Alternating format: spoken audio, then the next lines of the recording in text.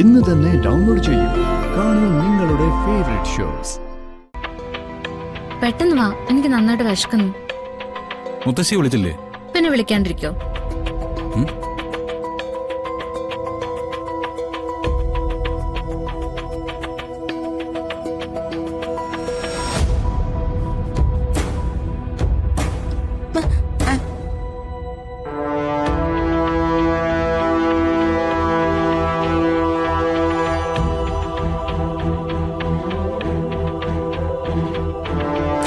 അമ്മേ, എന്താ ഈ നേരത്തെ വെച്ചിരിക്കുന്നത്?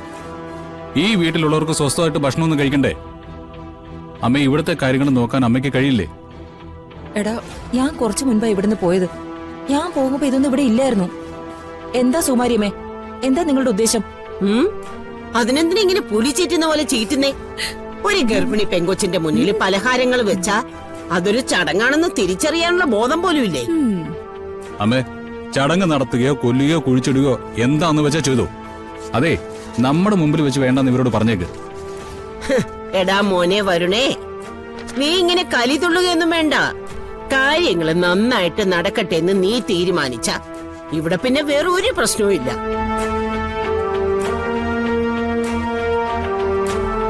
ഒരു പലഹാരത്തിന്റെ തുണ്ടെടുത്ത് ഇവളുടെ വായിലേക്ക് അങ്ങ് വെച്ചു കൊടുക്ക്. പിന്നെ ഞാൻ അകത്ത് കൊണ്ടുപോയി കൊടുത്തോളാം.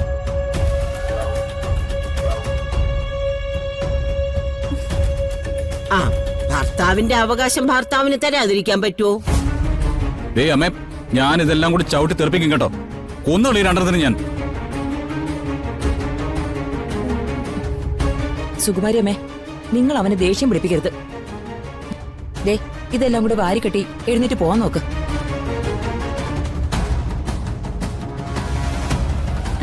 ചേട്ടാ, വരുൺ ചേട്ടാ, ചേട്ടൻ എന്റെ ഭർത്താവല്ലേ? ചേട്ടാ, ഇതെടുത്തു തരോ? ഇത് മതി, ഇത് മതി.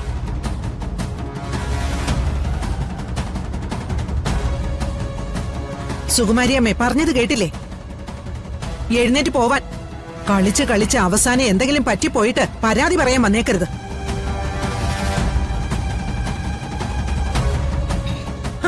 അയ്യോ, എന്തെങ്കിലും പറ്റിയ പരാതി ഇവിടാണോ പറയുന്നത്? പരാതി പറയാൻ വേറെ സ്ഥലമുണ്ടല്ലോ.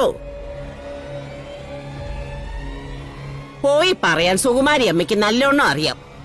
പറയിപ്പിക്കാതെ ഇരുന്നാ മതി.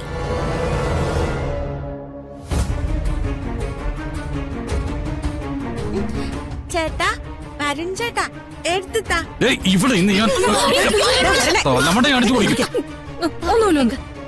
എന്താ എന്താ നിനക്ക്? നിന്റെ കൈ തരിക്കുന്നുണ്ടോ?